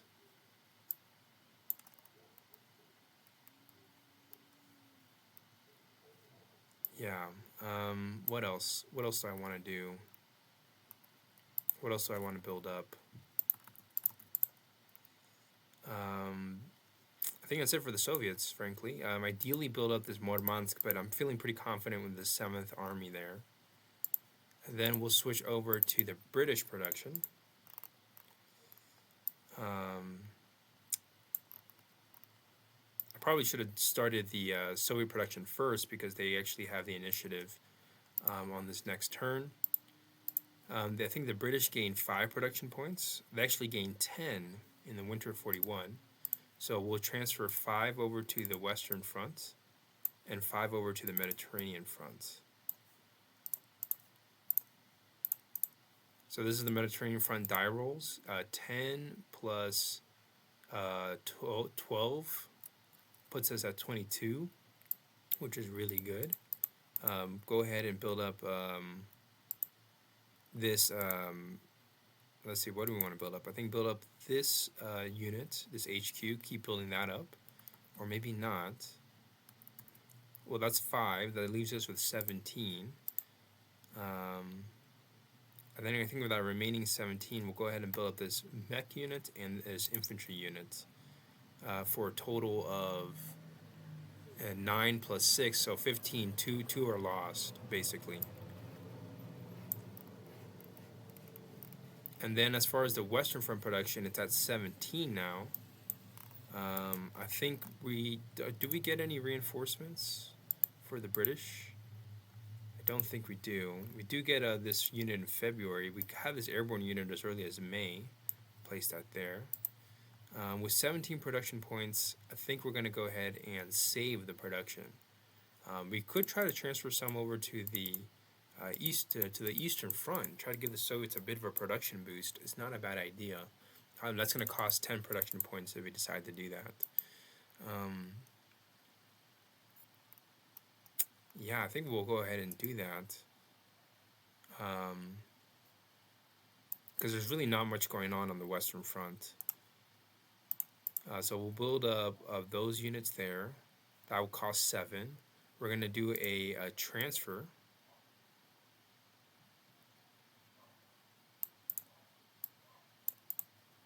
And we're going to transfer this to the Eastern Front. It's important that I don't forget that. It's going to be available in January of 1942. But the Soviets are going to gain a little bit more production, and I think it's worth it because we want to just prioritize the Red Army building up as much as possible. The Red Army has responded pretty well despite the casualties and despite the losses. You know, at least we have a stable defensive line, and we have still a very large army available. But the defense of Moscow is going to be tricky. So we're going to see what happens. But the short answer is that the Soviet army has survived the Wehrmacht onslaught for Barbarossa, but you know they took quite a beating. You know, they suffered very heavy losses. We'll switch over to now Axis production. Starting with the Mediterranean front, I think we're gonna. I think the Axis gain 5. I believe they gain 5. Starting in winter 41, they do. And so we'll transfer that over to the Mediterranean front, make that the priority. So production is going to be at 25 as well, so that's rolling 5 dice. We have, what is that, 6, 7, 8, plus 5, that's 13. So build up that unit there. We have only 8 left. So no, I guess we'll save that for January of 1942. Let's see. Do I want to do any finished production right now? I've been saving up that finished production. Let's see. The finish we had August, September, October. August, September, October. For the first 9 production points. November, December, we have 6 for the finish. I think I'm going to go ahead and spend finished production and go ahead and build up this HQ again. And then what we're going to do is a diplomatic event to see if Finland joins the Axis completely. And if they do that, the Axis will gain additional production on the Eastern Front. And so the requirement for that is that, first of all, the limited war occurred, which already did, and Leningrad is Axis controlled, which it is. So we'll roll, and we roll a 2, and just like that, the Finnish have joined the Axis.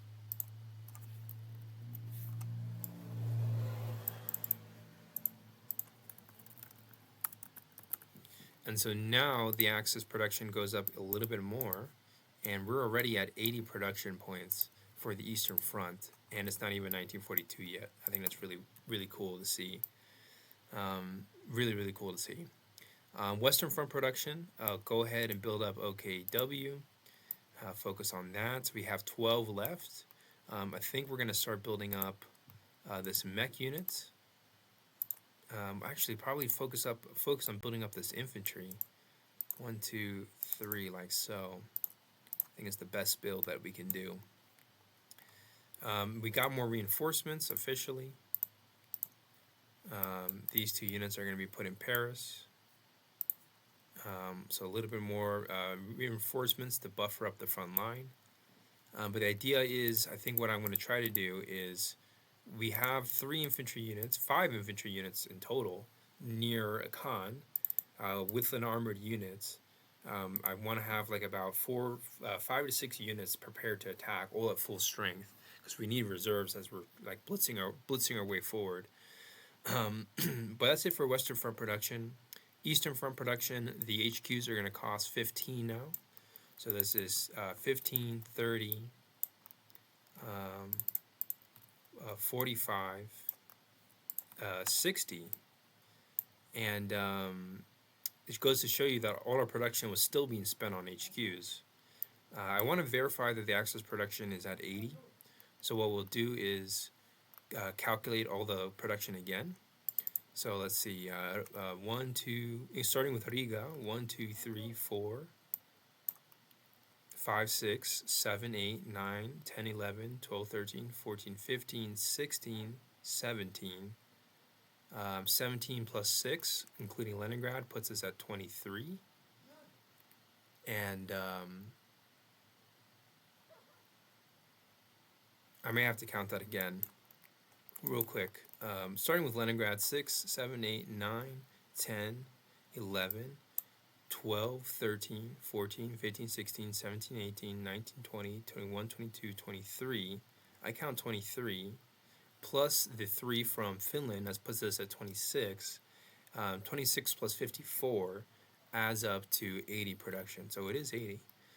With the remaining 20 that we have left, I'm going to go ahead and just keep building up any level 2 units that I see, and try to build up as much of our infantry as possible.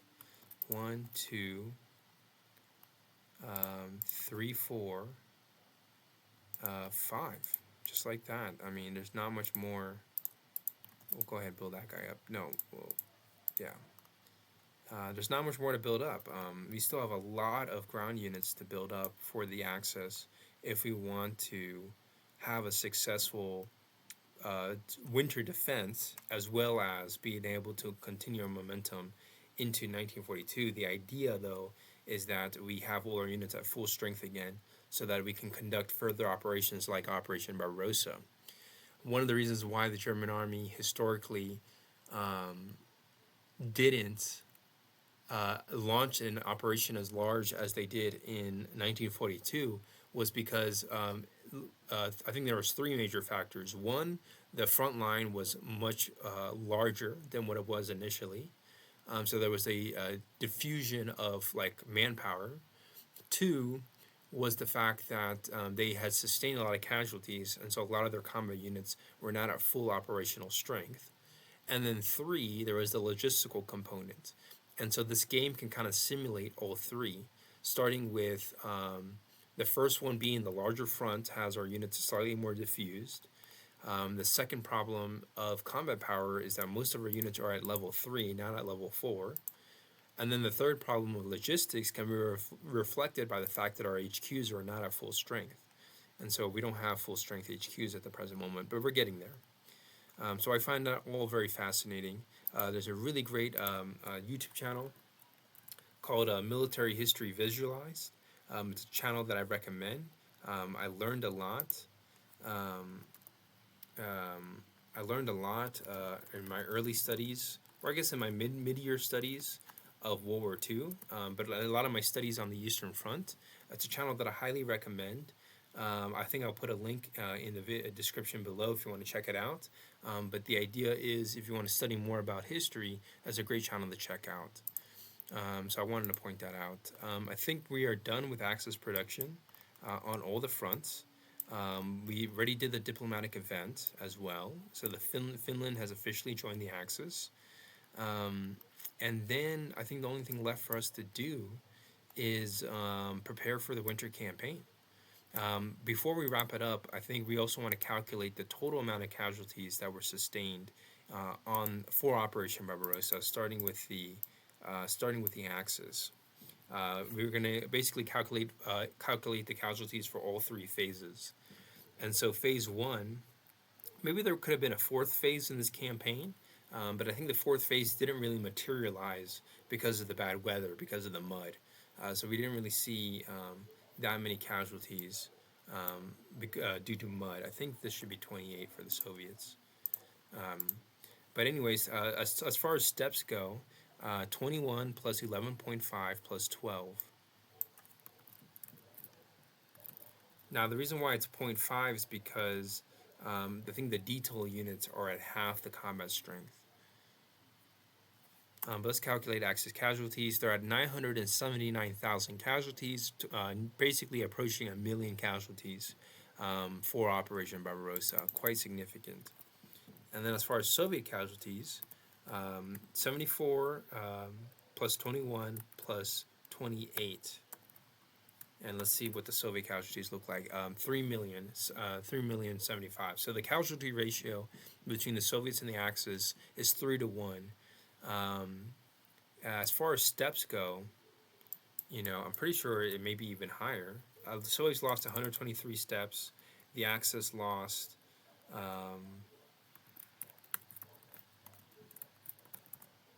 about 44 steps. So yeah, it's about 3 to 1 as far as steps as well. And yet the production difference is that the Soviets have half the production cost compared to the Axis.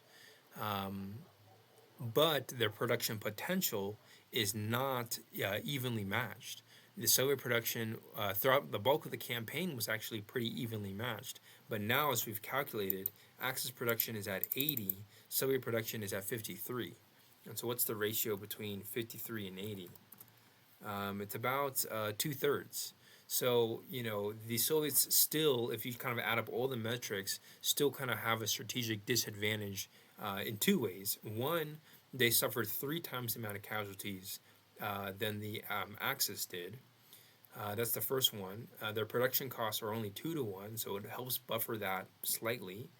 And then on top of that, the long-term problems are significant as well. The Soviets have 2/3 of production potential that the Axis do, meaning that as the war progresses, as we play a long-term war of attrition, as this war probably shifts into a war of attrition, right now there's still metrics that suggest the Axis have the potential for a long-term advantage. We're going to have to see what the Soviets do, but if there's any difference between the historical Operation Barbarossa and our Operation Barbarossa, it is mainly that the German army right now is better prepared for a war of attrition than what we saw historically. And so we actually secured more territory. I don't know if we did, because the German army did expand a lot towards Moscow. We kind of have a much more turtle defense around Moscow. It's kind of like a strategic siege of Moscow. But we did take Leningrad and we did take Rostov, and we did not experience counteroffensives on either sector. And so I think the Axis have performed quite well.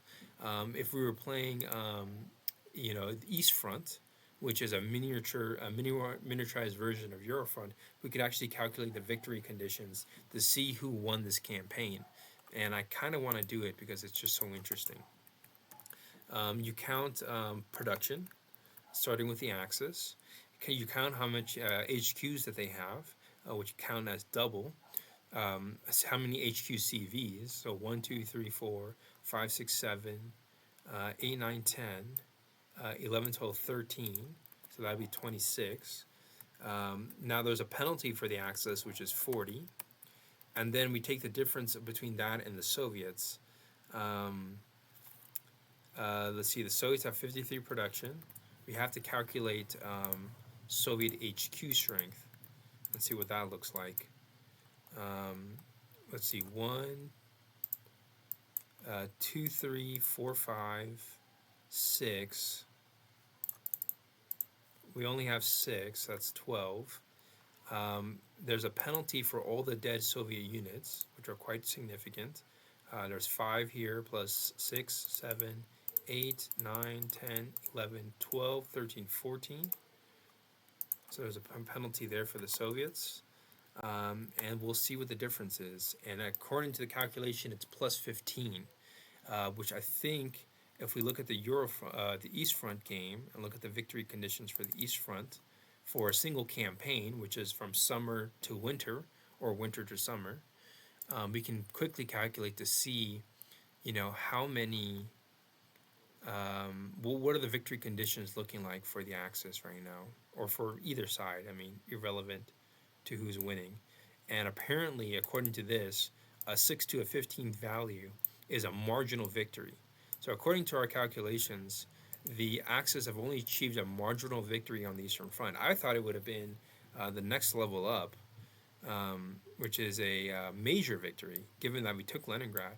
But according to our calculations, it's only a marginal victory, but it's a very high marginal victory, very high one. But according to our calculations, the Axis only achieved a marginal victory, suggesting that the Soviet response was pretty good. We played pretty well with the Soviets despite the casualties. But I really like how the German army just has no pockets of Soviet resistance right now anywhere along the front. So yeah, I think it's all pretty good. Now we do have an opportunity to launch an amphibious invasion and try to land in Mariupol with the Soviets. Problem is that this HQ is at level 0. This amphibious unit is at level 1, and even if we do land there, we actually don't guarantee cutting off Axis supplies. We would have to launch an attack on Kharkov as well. It's an interesting idea, interesting proposition, and it's one that I'm thinking about doing. And I think it's one that we should do.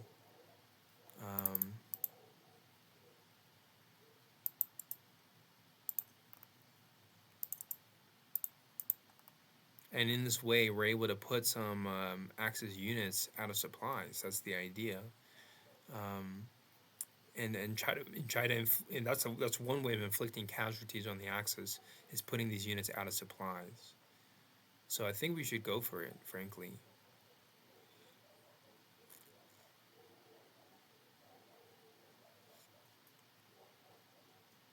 I think we should go for it.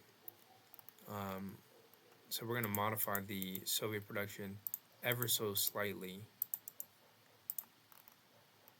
so that this unit is built up. Okay. And I think with that, we can end the file here. Thank you so much for watching. I really hope you enjoyed the video. Comments and questions down below. I really enjoy hearing from you guys. I'll see you guys in the next video, and we will continue this Eurofront game nice and steady. And stay tuned for more Eurofront. Peace out.